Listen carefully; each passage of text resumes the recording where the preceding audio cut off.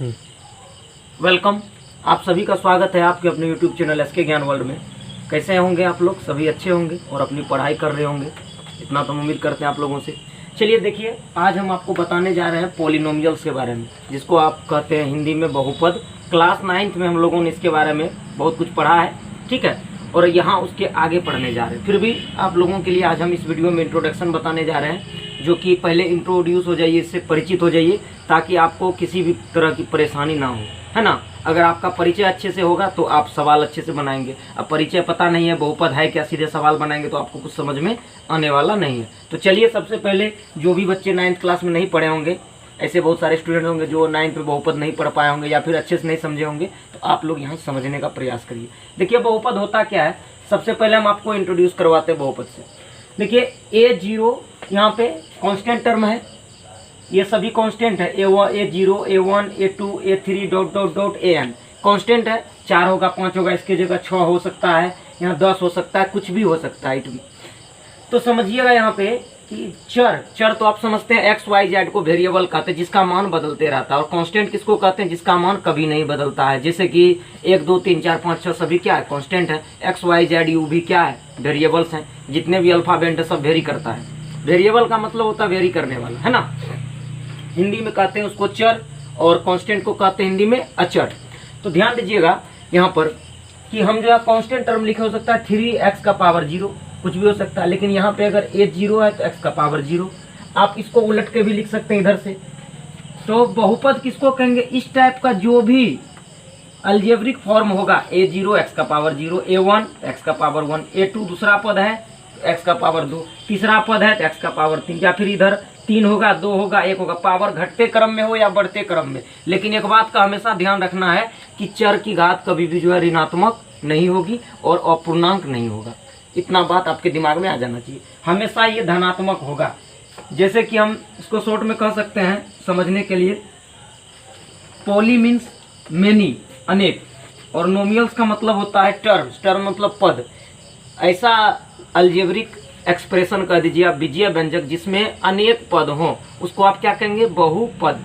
अब चर की जो अधिकतम घात होती है, पहले समझते चलिए। चर की जो अधिकतम घात होती है, यही बहुपद की घात होती है। पद को तो आप काउंट कर सकते हैं। जैसे कि हम कुछ एग्जाम्पल आपके लिए ला रहे हैं सामने में, ठीक है। अब समझने का यहाँ प्रयास करिए कौन सा बहुपद है या नहीं। आज आपको इंट्रोडक्शन ऐसा करवाएंगे, परिचय, कि आप कभी नहीं भूलेंगे, है ना। दोबारा फिर आपको कोई पढ़ना है नहीं, और एक भी प्रश्न आपसे एग्जामिनेशन में नहीं छूटने वाले, है ना। सभी प्रश्न आपसे बनेंगे और आराम से बनने वाले हैं सभी प्रश्न। ये पढ़ने के बाद आप प्रश्न बनाइए अपने से और आपसे बनेंगे प्रश्न, है ना। चलिए, सबसे पहले आपको हम एक दिखाते हैं छोटा सा एग्जाम्पल।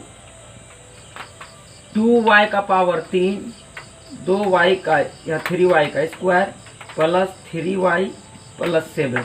ये देखिए, क्या यह बहुपद है? आपसे अगर पूछे कि क्या यह बहुपद है तो आप क्या कहेंगे? तो देखिए, आप पावर सबसे पहले खोजिए, धनात्मक है या नहीं, बढ़ते या घटते क्रम में होना चाहिए। हम इसको पहले भी लिख सकते हैं या बाद में। तो देखिए 3, 2, 1 और x का पावर 0 आ गया।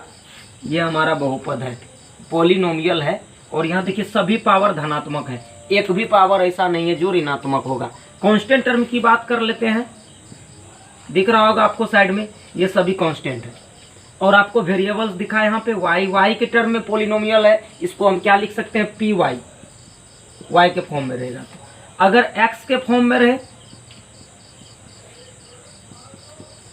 इसको हम लिखेंगे px। देखिए किसके टर्म्स में है?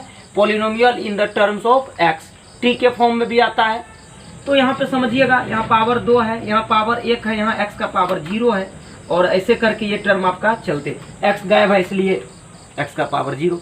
तो अब यहाँ पे देखिएगा, ये सभी पॉलिनोमियल्स हैं। ये तो सिंपल बात है, समझ में आ गया होगा। इसमें कितने पद हैं? तो 1 पद, 2 पद, 3 पद। 1, 2, 3, 4, इसमें टोटल 4 पद है, ठीक है। 1, 2, 3 पद है। इस बहुपद की घात अगर आपसे पूछे डिग्री, तो देखिए 2 है, मैक्सिमम पावर आपको ले लेना है। इसकी पूछे तो इसकी मैक्सिमम पावर 3 है, तो इसकी घात 3 होगी। और तो और ये किसके फॉर्म में है? तो y के फॉर्म में है। और ये किसके पद में है? तो ये x के पद में है। इसको हमने px लिखा और इसको py लिखा, ठीक है। अब चलिए यहाँ पे थोड़ा सा आपको और हम आगे बताते हैं। क्या बताना है? ये कि कैसे आप पहचानेंगे? ये तो सिंपल था, कोई भी पहचान लेगा इसको, और आपको अभी आसान से परिचय करवाया। x प्लस 1/x क्या यह हमारा बहुपद है? क्या यह बहुपद है? आपसे अगर पूछे क्या x प्लस 1/x बहुपद है, आप क्या कहेंगे? बताइए थोड़ा सा, क्या कहेंगे आप? थोड़ा सा सोचिए, आप अपने जो भी ये वीडियो देख रहे हैं थोड़ा सा बताइए, आपके अंदर नॉलेज होगा जरूर। x प्लस 1/x बहुपद है या नहीं? तो हम कह सकते हैं यह बहुपद नहीं है, ये बहुपद। आपसे अगर पूछे क्या x प्लस 1/x बहुपद है, तो हम कहेंगे यह बहुपद नहीं है। क्यों नहीं है? क्योंकि देखिए इसका पावर ऋणात्मक आने वाला है। कहाँ पे? तो यहाँ पे। ये x एज इट इज रहेगा। आपको पता है 1/x को क्या लिख सकते हैं? x का पावर माइनस लिख सकते हैं ना। तो ये देखिए ऋणात्मक आ गया, इसका मतलब है यह बहुपद नहीं है। ठीक है, एक और तरीका है, अगर आप इसको ऐसे सोल्व करेंगे, इसको इधर करने दें, x² प्लस 1/, ये रह जाएगा होल में x इधर, तो ये जो जाएगा ऊपर माइनस ही होगा। तो समझिए, जब भी पावर ऋणात्मक आ जाए और पूर्णांक आ जाए तो बहुपद नहीं होगा। जैसा कि एक और एग्जांपल आपके सामने हम रखने जा रहे हैं, अच्छे से समझिएगा। कहीं दिक्कत हो तो आप कमेंट करिए कि क्या आपको कहाँ पे दिक्कत हो रही है। ठीक है, हम प्रयास करेंगे कि इसे दूर करें। अब एक और देखिए, 1/x² माइनस 2x प्लस 3 क्या यह बहुपद है?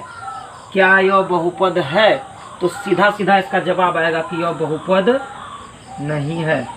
1/x के फॉर्म में, टोटल को आप x मान लीजिए, तो ऊपर जाएगा तो सबका पावर माइनस होगा, और जैसे ही पावर माइनस आया वैसे ही बहुपद नहीं होगा। यह बहुपद नहीं है, समझे बात? ये बहुपद नहीं है। इस तरीके से आप आसानी से फाइंड आउट कर सकते हैं, पता लगा सकते हैं कि कौन बहुपद है, कौन बहुपद नहीं है।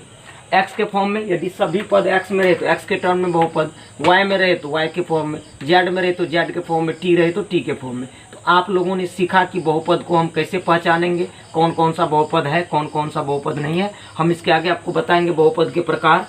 ठीक है, रैखिक बहुपद, द्विघात बहुपद, त्रिघात, क्वाड्रेटिक जिसको चतुर्घातीय कहते हैं, है ना, लीनियर होगा, क्वाड्रेटिक होगा, और इस तरीके से हम लोग पढ़ने वाले हैं।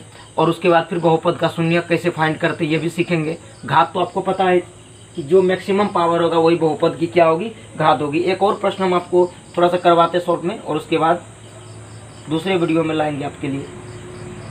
क्या यह बहुपद है? अगर आपसे पूछे 2x² प्लस 3x माइनस 2/5, क्या यह बहुपद है? यस, ये बहुपद होगा। x का पावर धनात्मक है, धनात्मक यहाँ x है ही नहीं, इसका ये तो कांस्टेंट टर्म है। ये बहुपद है, ये बहुपद है। इस तरीके से आप लोगों ने सीखा कि बहुपद को आप कैसे पहचानेंगे। अगर रूट वाला आपसे कोई पूछ दे क्या यह बहुपद है, जैसे √x + 2, तो ये बहुपद कभी नहीं होगा, क्योंकि √x का मतलब होता है x का पावर 1/2, यह पूर्णांक नहीं है, इसलिए आप इसे बहुपद नहीं कहेंगे। यह बहुपद नहीं है, बहुपद नहीं है। तो इस तरीके से आप लोगों ने अच्छे से सीख लिया है कि बहुपद को कैसे हम पहचानेंगे। Thanks for watching.